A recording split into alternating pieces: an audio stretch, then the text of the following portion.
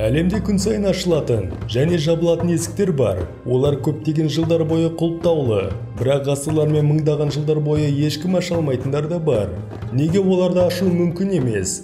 Қазір сіз олардың артында не бар екенін білесіз. Сіздермен бірге біз Топ Қазақ арнасы.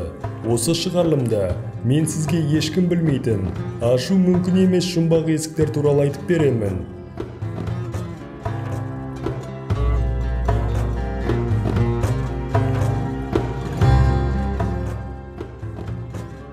Үндістанның Керала штатында, Бен қоймасында, Шри Падманхасаби деп аталатын әдемі ғибадатхана орналасқан.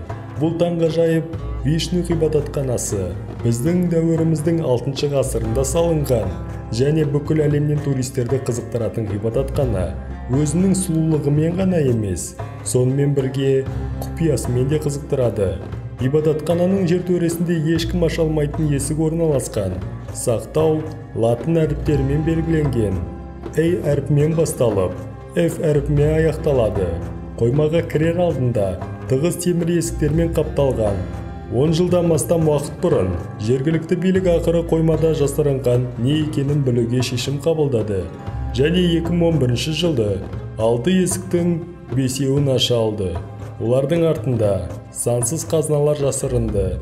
Алтын асыл тастар мен $1 триллион зергерлік бұйымдар.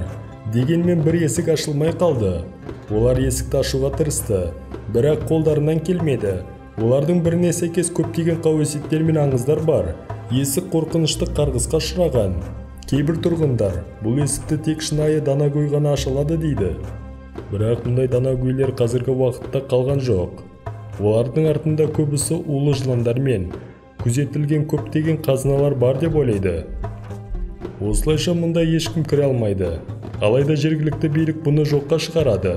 Олардың нұсқасы бойынша адамдар бұл қоймаға еніп үлгерді, және бұл олардың сөзіне сену керек пе жоқ па? Билік жай ғана бір нәрсені жасырып, адамдардың бұл қоймаға кіргенін қаламайды ма? Сіз қалай ойлайсыз? Өз ойыңызды пікірге жазып едіңіз. Тадж-Махал, сіз білесіз, және көптеген адамдар аңызға айналған. Бұл орын Үндістанның басты назар аудартылған мәдени құрылысы. Бұл әлемнің жаңа таңғажайыбының бірін Тадж-Махал хан Джахан 19 жыл бірге болған әйелін еске алу үшін салған. Ол қайтыс болғаннан кейін шақ қатты қайғыға душар болған. Осылайша ол ең керемет кесене салуға шешім қабылдады.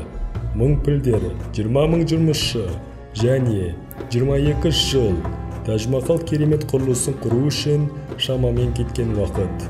Тадж-Махал тек таңғажайып мешіт қана емес, кесені сонымен қатар өте жұмбақ десек те қателеспейміз.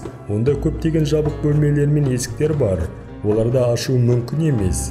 Ғибадатхананың негізі мен жертөлесі мықтап жабылған, және оған жету мүмкін емес. Оның бірнеше себептері бар. Бірінші нұсқаға сәйкес, мөрленген бөлме мәрмәрдан жасалған. Бұл көмір қышқыл газмен байланысқан кезде кальций карбонатын шығарады. Бұл ғибадатты бұзуға алып келеді. Басқа нұсқа бойынша Шах-Жаханның әйелі сол жерде жерленген. Атап айтқанда оның жертөлесіндегі кесененің негізгі ортасында.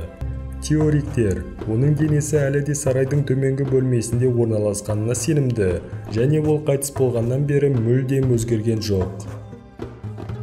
Шын мәнінде, Тадж-Махалды жұмбақ қабір деп атауға болады, бірақ Азияда әлде қайда жұмбақ жерлер бар.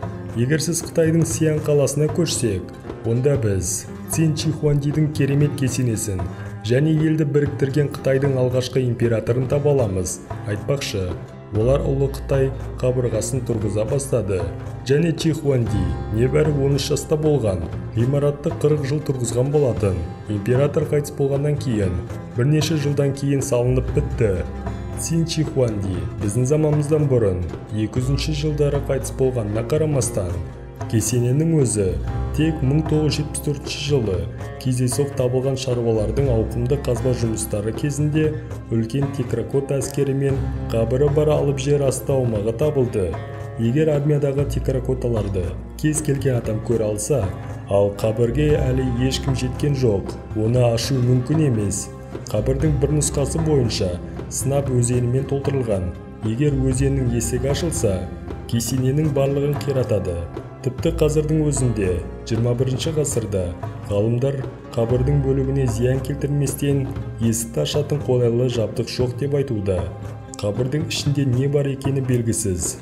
Бірақ Қытайдың алғашқы императорының қалдықтарынан басқа көптеген сансыз байлықтар сақталуы мүмкін. Достар, видеоның бірінші бөліміне келіп қалдық. Егер видео ұнаса, арнаға жазылып қоңыраушаны басып кетіңіздер.